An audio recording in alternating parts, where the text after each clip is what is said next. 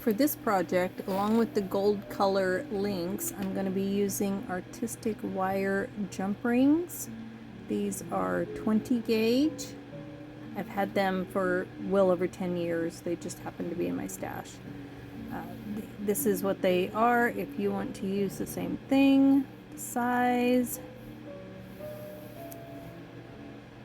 And on the back here is your code. I don't know if that can be scanned, but possibly this one can be scanned. Like I said, it's over 10 years old, so I don't know if any of these are even still around. I haven't checked.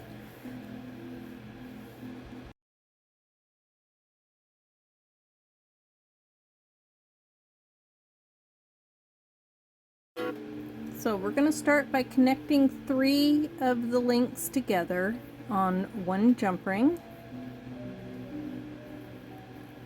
Once you get the pattern down, it's like most anything in chainmail, it just becomes repetitious and you just kind of know what you're doing. But when you first start out, it helps to have prompts.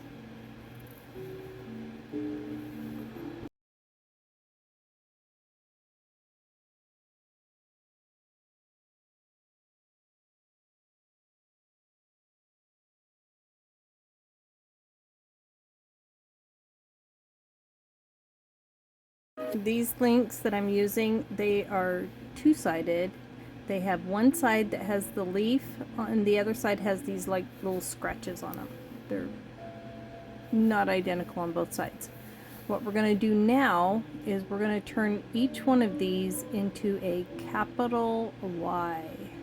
So we're going to put 2, we're going to add 2 onto the end of each one of these.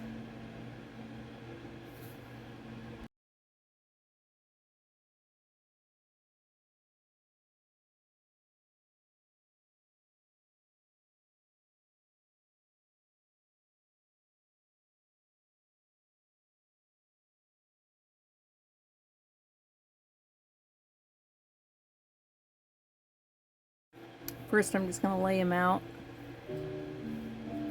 to get an idea of how I want them to go. And there's really no right or wrong way, but I'm deciding on ahead of time on how I want them to be positioned. And then I'll go ahead and connect each set of 2 onto the one to make a little capital letter Y. Don't mind my big fat hand there in the way.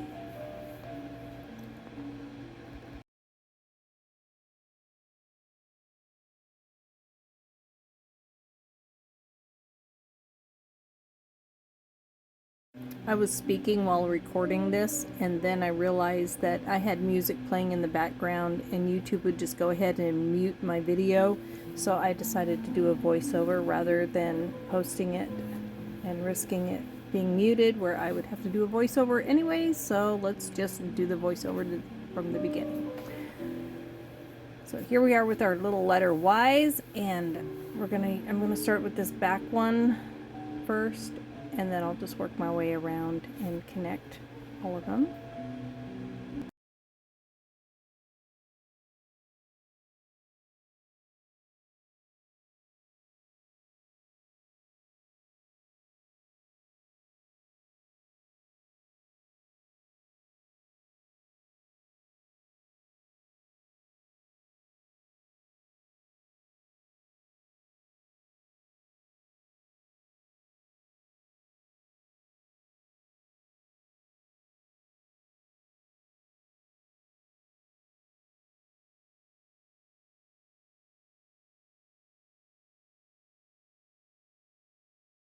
I was trying really hard to do this without picking up my work off the workbench.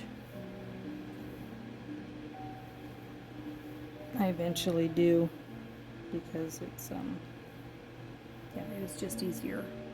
There we go.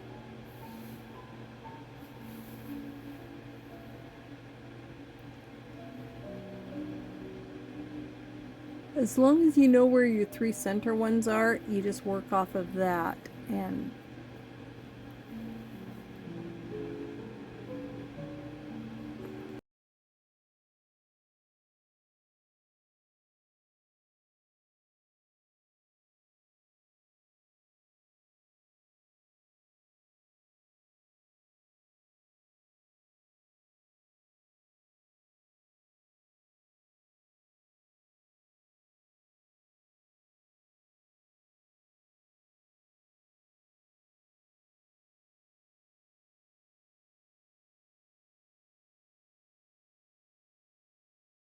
Remember when opening jump rings to do so with a twisting motion.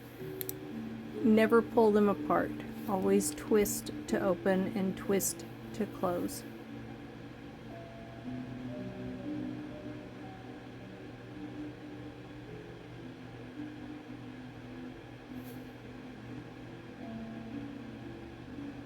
Now I'm using fine needle nose pliers. I like my Xerons.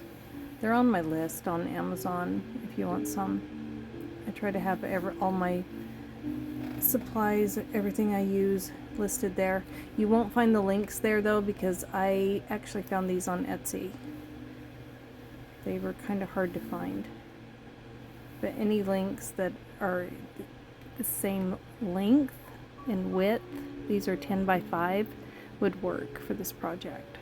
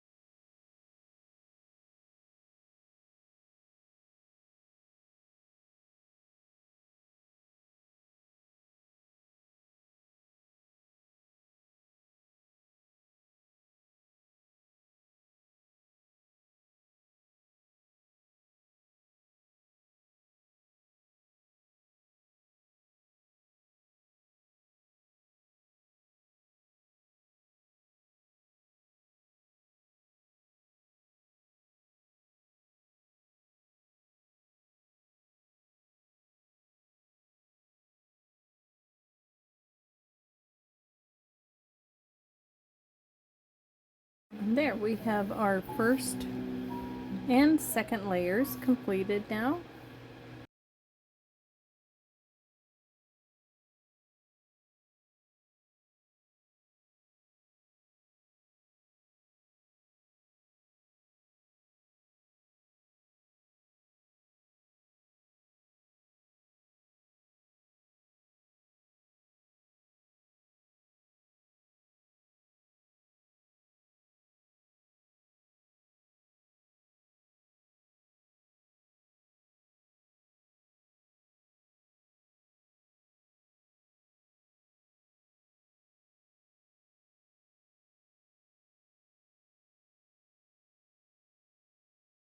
I had that one backwards, so I had to turn it around.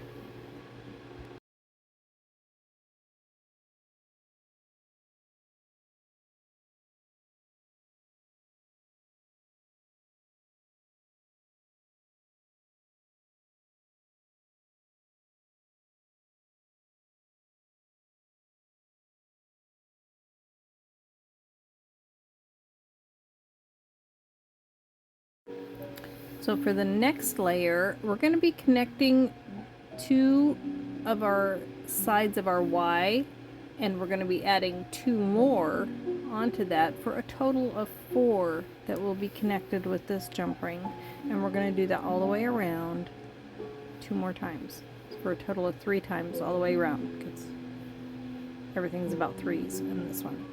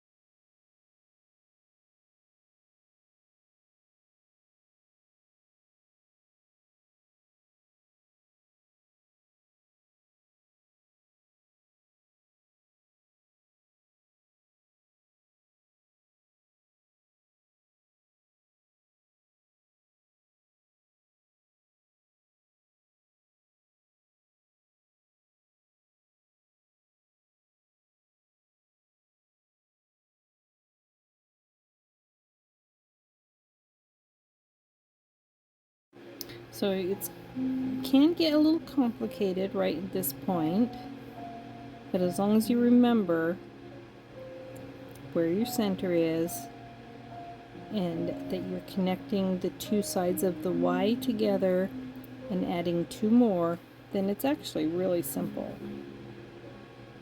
So we'll just connect these two together, and then we'll add two more links onto our jump ring.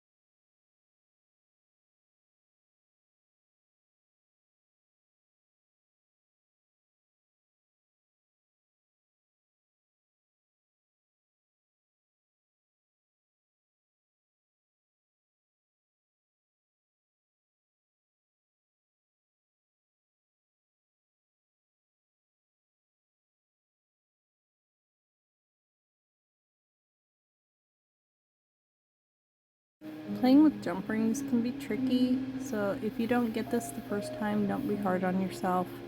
I've been messing around with jump rings for over a decade, and I still have days where I get frustrated.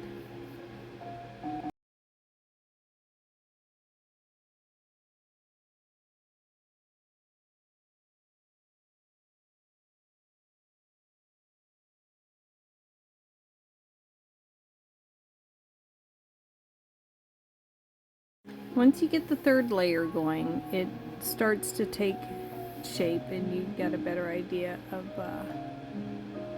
what's going on.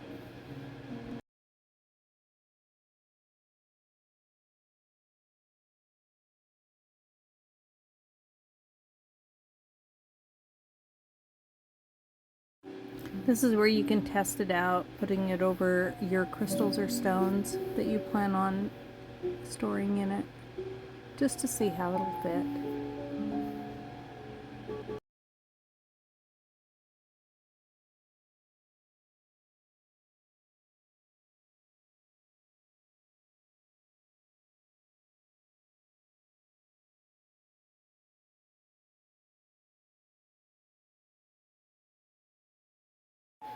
So the next layer, we are going to do the same as we did the last layer. We're going to connect those two side ones together, and we're going to add on two more for a total of 4 on this jump ring. And again, we'll do that all the way around. It's pretty much repeating the same process that we just did on the other layer.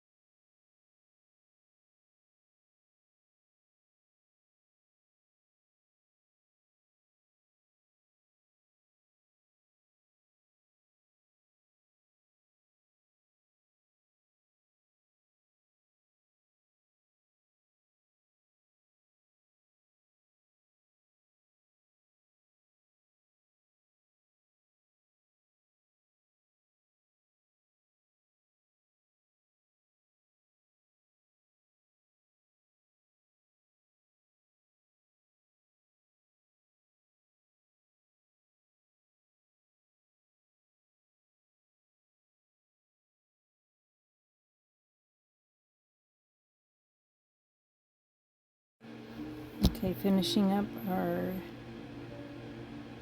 layer here, and I need to take a quick break, and we're back.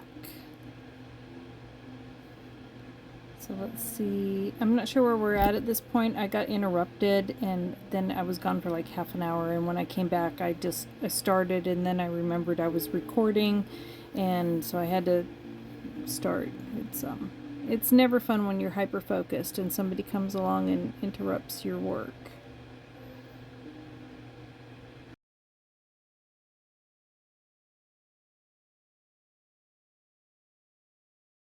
So we're at the point now where we're going to connect the two sides, and we're going to add 1 for a total of 3, because we are just about done with our crystal holder.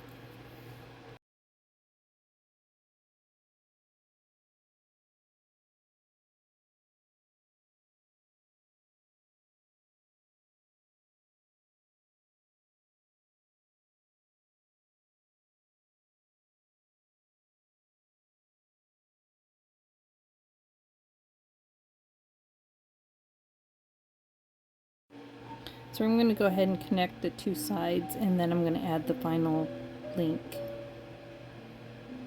Just was working inside out, and now I think I'm working right side in, so it took me a second here to get myself oriented.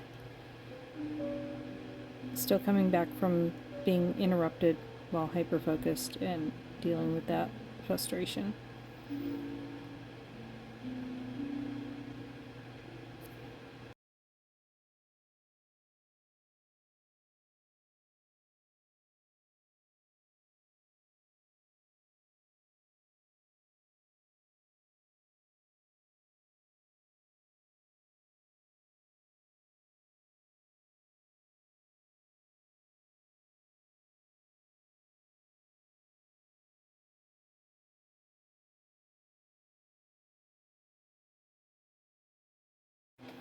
You'll see it coming together really fast now. Only 2 more jump rings to go. And then we'll connect the chain. And the chain that you use will probably be different than the chain I use, and that's fine. Just chain is chain. But what I use is made it a little complicated and makes this tutorial a little bit longer than it needs to be, because I had problems cutting it, but we'll get to that.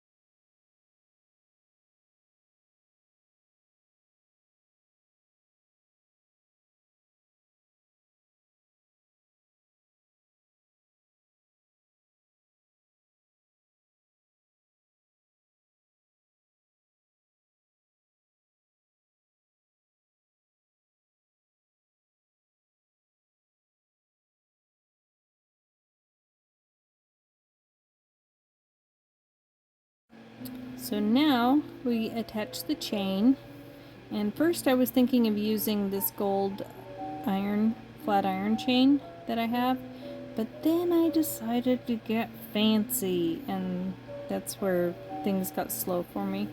But first, let's see how this fits. I think I already started with the other chain. I did. I didn't record it. But I decided to add this chain just to keep with the leaf look, and I just wanted to see how it was going to appear. It is available. I do have it on my Amazon recommend list. That's where I purchased it. But you don't have to use it. You can use whatever chain you want on yours. So I'm just going to go ahead and fast forward through the rest of this just for the sake of time.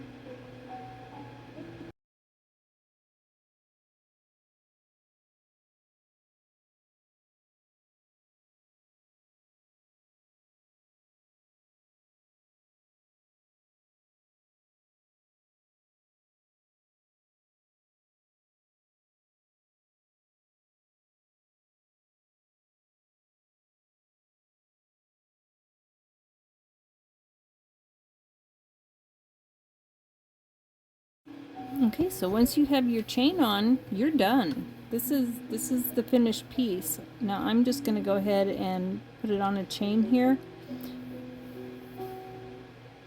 which is one way of doing it. There, from here you can figure out how you would best like it to be on a chain. Do you want it loose on a chain? I think I ended up changing it out here after a minute. I decided I didn't like this as well as having it on two separate chains that are then attached to be permanently there. But however you want to do it is completely up to you. But for all intents and purposes, this piece is now your crystal pendant holder is complete. I hope you've enjoyed watching and that you were able to pick up a thing or two. If you have any questions at all, please don't hesitate to ask. I'll be happy to answer as best I can. And yeah, have fun. Like, subscribe, all that good stuff that we're supposed to stay at the end of these videos or at the beginning or wherever. And have a great day. Bye.